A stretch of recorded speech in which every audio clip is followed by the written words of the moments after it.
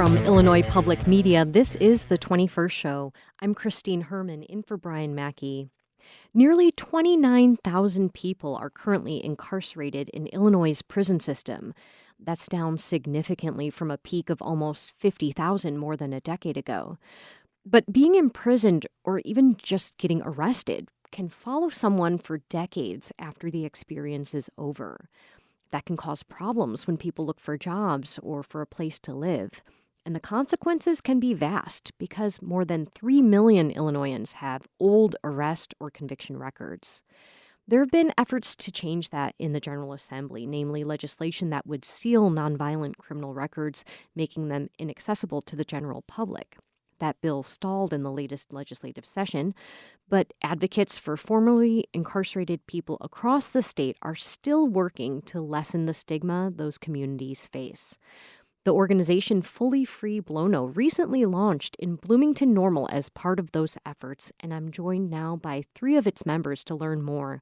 Toy Beasley has been working on Fully Free Blono and other regional groups as regional coordinator for the Illinois Coalition to End Permanent Punishments. Toy, welcome to the 21st Show. Thank you for having me. Also with us are Fully Free Blono members Shayla Woodworth and Candace Bird. Shayla, Candace, welcome to you as well.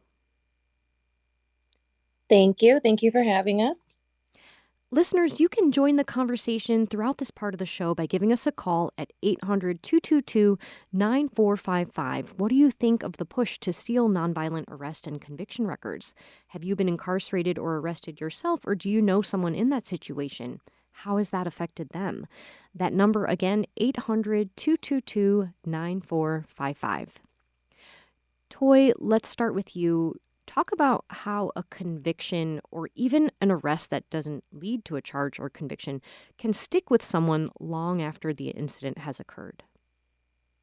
So, when a person commits a crime, they get arrested, um, whether they get out on probation or parole, it sticks with them the rest of their life. And so, a lot of people that that's involved in the system, they're told that their record will be clean after 7 years. That's not necessarily true. Their record will stay with them the rest of their life.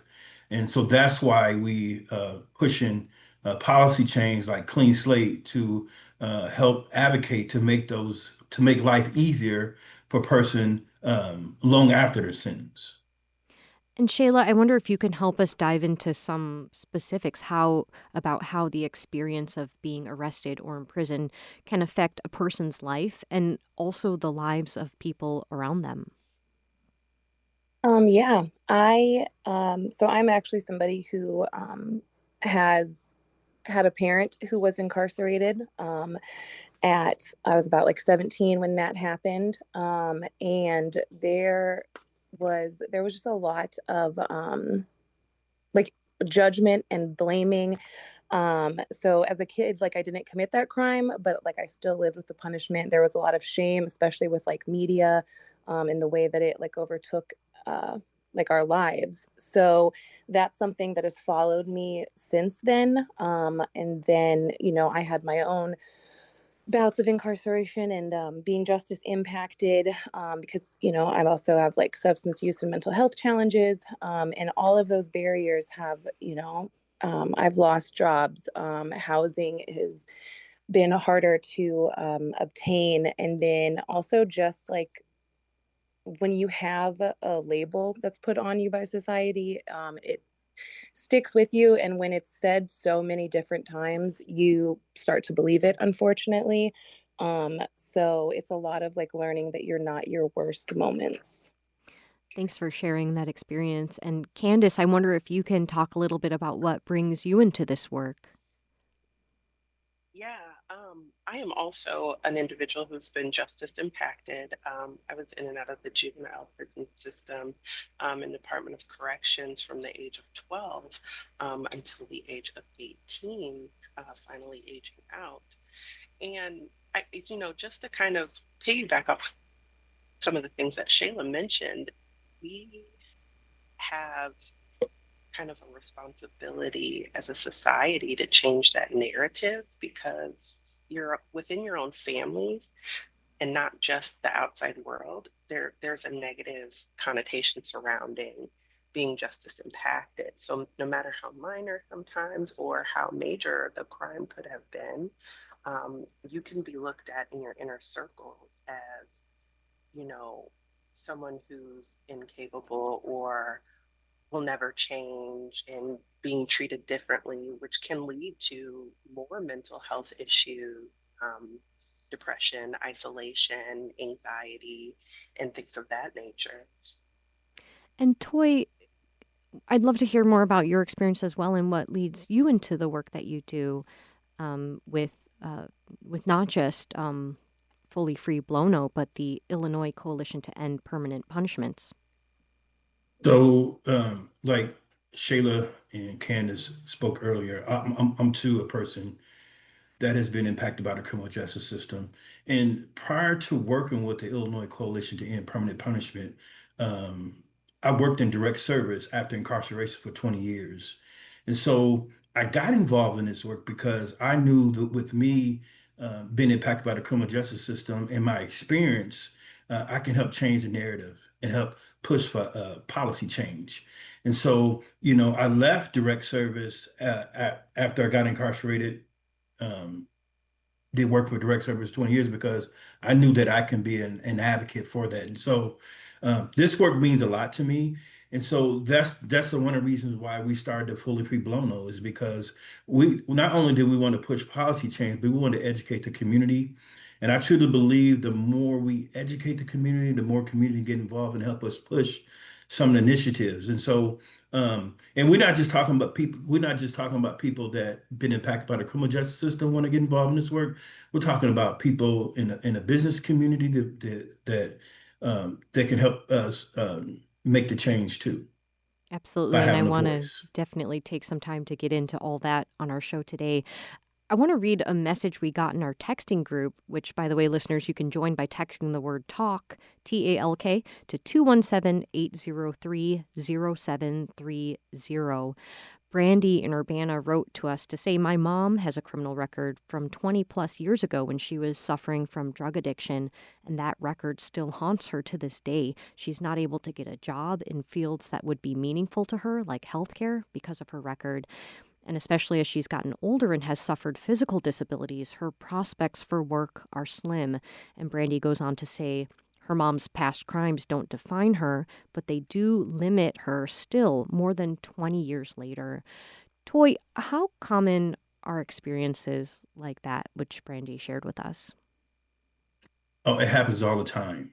And so that's why we want to help push policy change. And the Clean Slate bill that's currently in the Senate will currently help solve a lot of those issues that his mother is going through. So if she follows under that criteria, her record will be automatically sealed if from her past if this bill passed. So it happens all the time. I get calls all the time about it when I'm out in the community. People are talking about old records that's affecting them. So it's a big issue, and so that's why we need to continue to push our voice and let our voice need to be heard, like the gentleman on this call was speaking on behalf of his mother. If you're just tuning in, this is the 21st show. I'm Christine Herman. We're talking right now about life after incarceration, the challenges that people face, what people are up against, how some of them are dealing with those issues. And we're talking about this with three members of the new group, Fully Free Blono, which serves formerly incarcerated people in that part of the state. With us are organizer Toy Beasley, as well as members Shayla Woodworth and Candace Bird. And you can join our conversation at 800-222-9455. 800-222-9455 is the number to join us today. I'd like to get more into that legislation you mentioned, Toy, in a bit, but first I want to give you all a chance to talk about your organization, Fully Free Blono. So, Candace, can you tell us a little bit about the group? What are you all about? Yeah. So the first, like the most important piece is to start up is stemming from a grassroots movement. Our priority is to let individuals in our community understand their power, their ability to make systemic change, and create a powerful network that pushes for record-sealing reform, but it is specifically geared around leadership development because not only does this stem from justice impaction, but we want them to know that if there's changes that we need to make just here in Blono, across Illinois, and in other counties, they should feel empowered. All members and associates should feel empowered to do so. So a lot of our trainings and conversations start with that power building. And Shayla, can you elaborate on what Candace and also Toy have nodded to, which is sort of this idea about the importance of making connections within the community beyond people who are formerly incarcerated, but with the broader community? Can you talk a little bit about that? Yeah, sure. So that is, something that we aim to do. I think a lot of times people, when we have this idea, we get around like-minded people and we're like, yes, this is great, that's a great idea, but we really want to hear from all perspectives, and we really want to network and hear other people's stories, hear where they've come from, because we all have a unique lived experience that is extremely powerful, and it invokes hope in other people. And we also, we as an organization with like the Fully Free Blono, like it is stemming out to our legislators, it's stemming out to the police officers, it's stemming out to the correctional officers, it's stemming out to like everyday business, even if you haven't been justice impacted, right? Maybe somebody, because it's very likely that you do. They maybe just haven't shared it with you yet. But that's how we build power, by like networking and, just coming together. I think so many times we're, pushing people that have either like an ideal that doesn't go with us or whatever, we push them away. But as a society, I think if we just come together, we really can figure out a way to end this permanent punishment and fight for a future where there are not lifelong consequences, and like removing those barriers, and we can grow and change as a society. So Yeah, so we've mentioned barriers to housing, barriers to jobs, barriers to education even. And Toy, you talked about creating partnerships with business owners. Is the idea sort of that creating education around this issue can lead to more employment opportunities for people who have been formerly justice involved?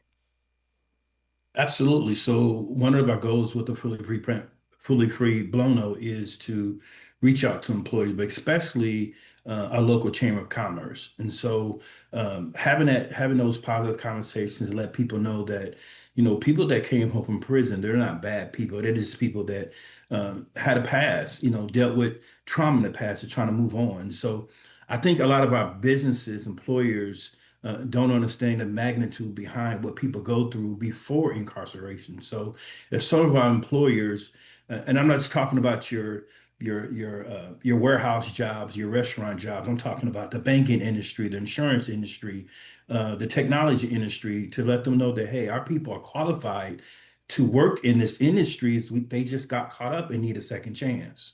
It sounds like there's a lot of addressing the stigma associated with incarceration that you all are trying to do.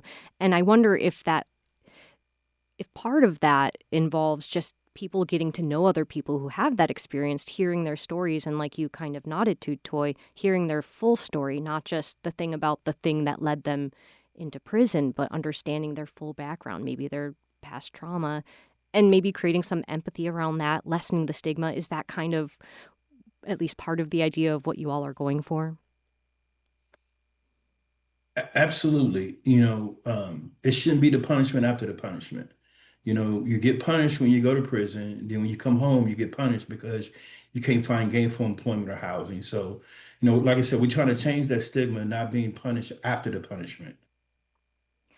All right, we need to take a break on the program, but when we come back, we'll have more on life after incarceration and some of the changes people would like to see to lessen the stigma, to help people who've completed their sentences get back on their feet and plugged into their communities. The number to join us today is 800-222-9455. If you'd like to share your thoughts, you can give us a call. I mentioned that legislation that would seal nonviolent criminal records, and we'll get into more of that after a break. But some of you wrote in to share your thoughts on that in our texting group. We heard from Lloyd in Danville, who said, "Sadly, I know countless individuals who are affected by this type of legislation. Criminalizing people is just plain wrong. Once time is served, people need to be able to get a fresh start." We'll dig in more on this issue with our guests, Toy Beasley, who organized the group Fully Free Blono, and two of that group's members, Shayla Woodworth and Candace Bird. This is the 21st show, 800-222-9455. We'll be on this topic for another 15 minutes or so if you'd like to call in and join the conversation. Stay with us.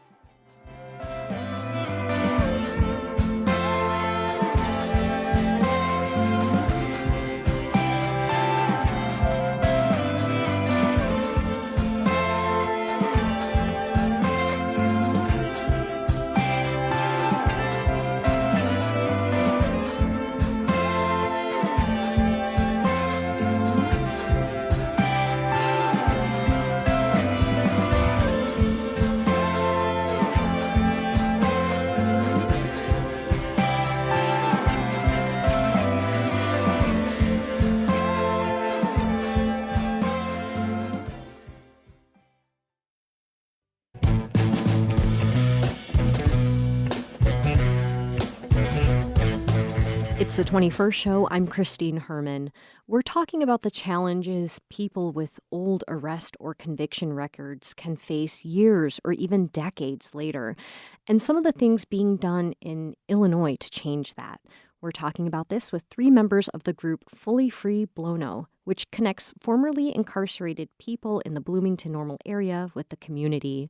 With us are organizer Toy Beasley and members Shayla Woodworth and Candace Bird.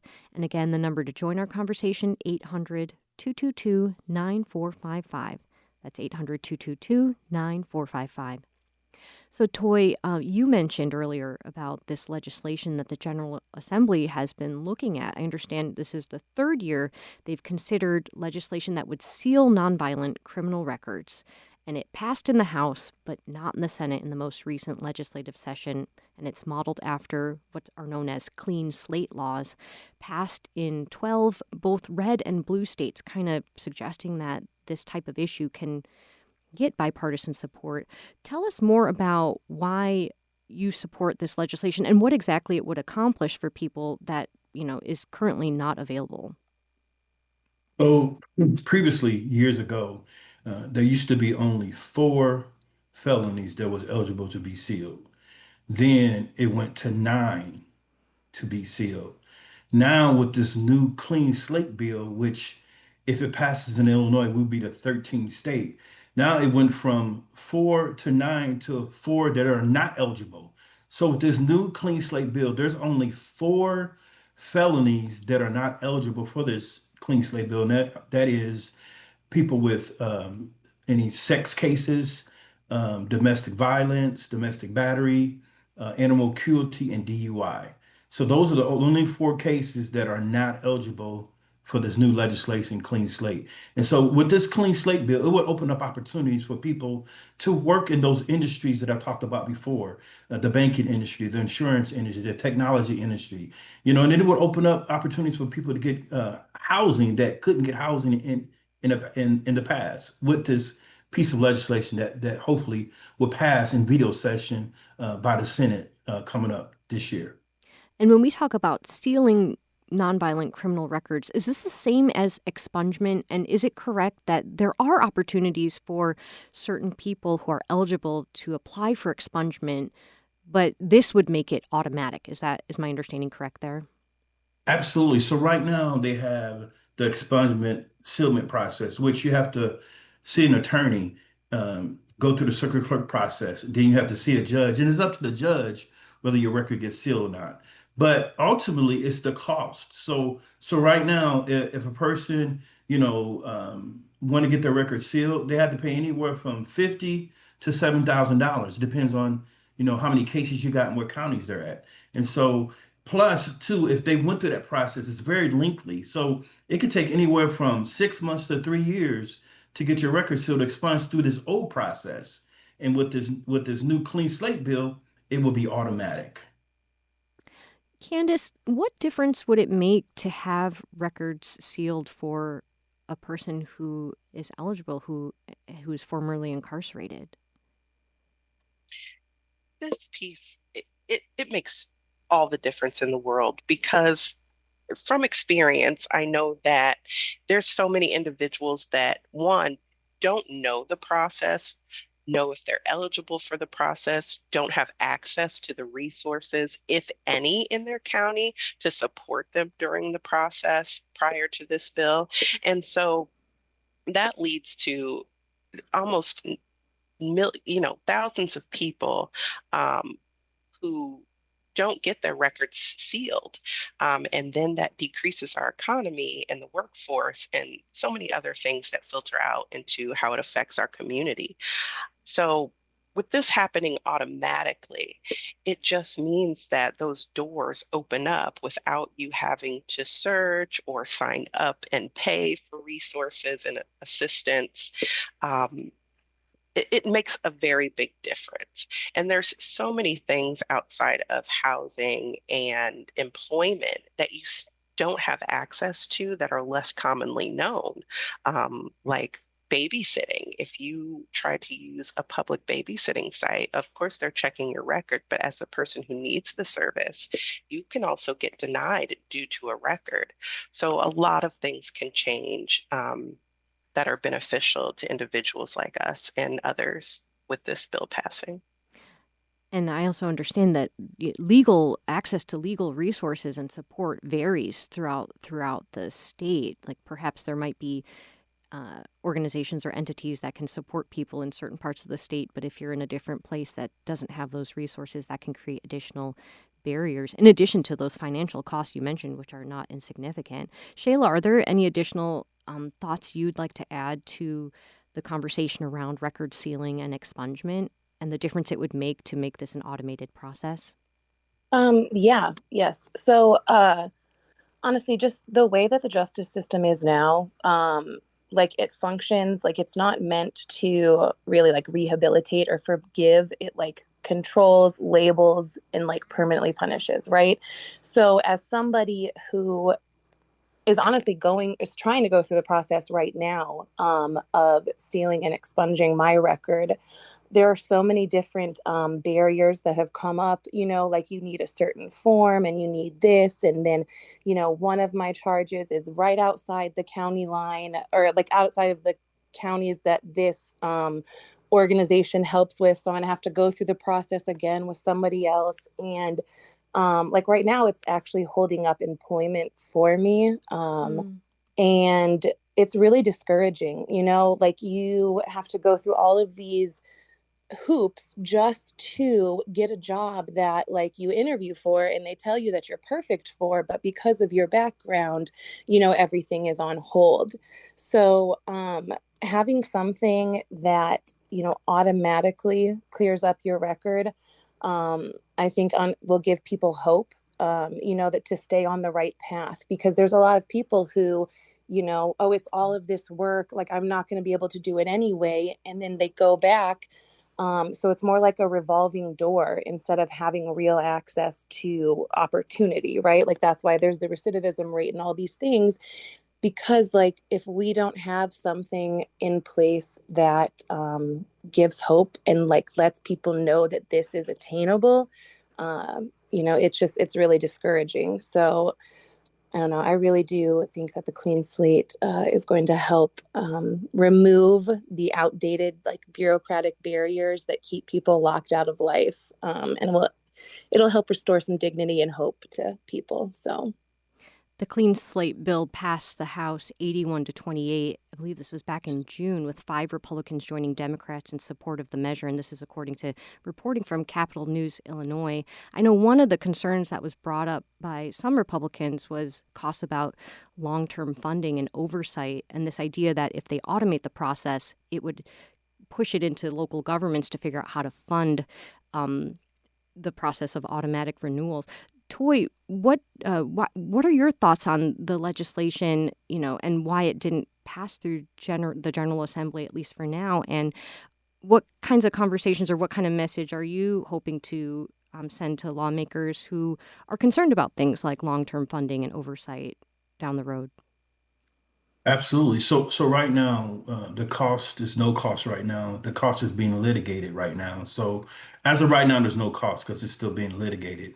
But it did not pass the Senate because of these funding issues. It didn't pass the House because they ran out of time. So session ended. And so when I talked earlier that we hope to get it passed in veto session, we hopefully do. But my um, what I wanted to say to everybody is that contact your senator and let your senator know how important this bill is and how it can help not only myself but other people that may be on the show that or outside in the community that can help pass this bill. So our goal now between now and veto session is to continue to be boots on the ground and contact our senators, let them know how important it is to pass this piece of legislation. And yes, it did pass bipartisan support in the House. And so we're hoping the same thing and on the Senate side in veto session and to have bipartisan support too. If you're just joining us, this is the 21st show. We're talking right now with three members of a new group in Bloomington-Normal advocating for formerly incarcerated people, connecting them with resources and with each other, and aiming to help lessen the stigma that people with old arrest or conviction records can face. And that includes advocating for legislation, as we've been discussing, that would seal or expunge nonviolent criminal records. We got a text. This one comes from Terry in Batavia, who says, I have mixed feelings. After a person has served their time, they should be able to move, work, and live freely. However, as a former recruiting manager, I wouldn't hire a person with a prior embezzlement conviction into an accounting position. So I have to say, I agree with the idea in part. You can still join our conversation. We've got about just 5 more minutes on this topic. 800-222-9455. Our guests are Toy Beasley and members Shayla Woodworth and Candace Bird. Toy, what else do you think can or should change at the legal level to help people reenter society after incarceration, perhaps, beyond this expungement issue? Or do you feel like this is the big thing that needs to happen and it would really solve a lot of problems?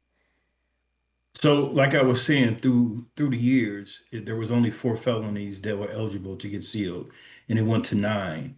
And now it went to just 4 that's not eligible. So this clean slate will be the best opportunity for people to get an opportunity. And I think Shayla talked about it earlier, and Candace talked about people not having the resources. So people that live in rural areas, that want to get their record sealed. They don't have those resources in that area, and then they don't have to, go through all that traveling that live in a rural area, which it costs for that. So the clean slate bill is the only option. It has passed in other states, and other states have had good reports from it passing and people able to get gainful employment.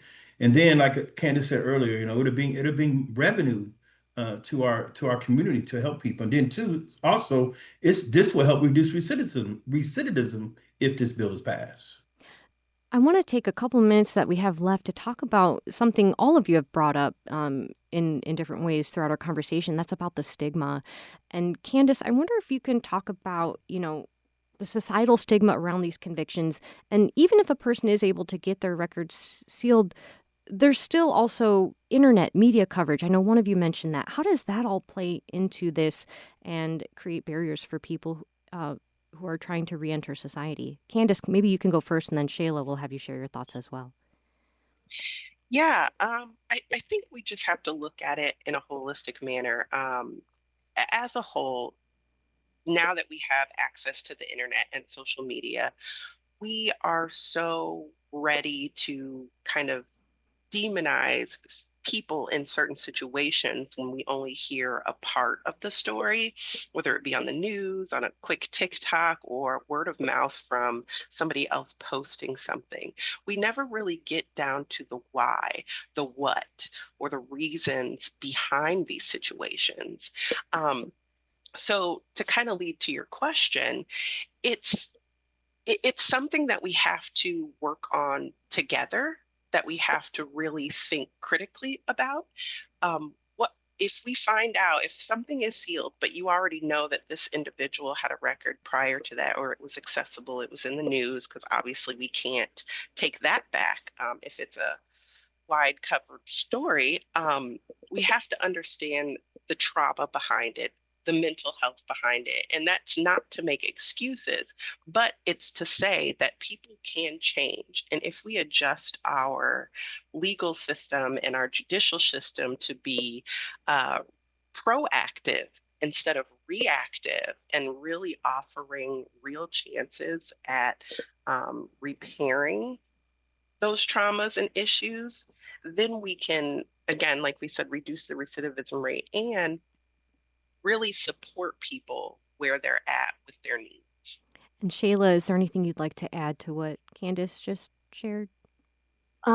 Yes, actually I have a few a few things Go really for quick.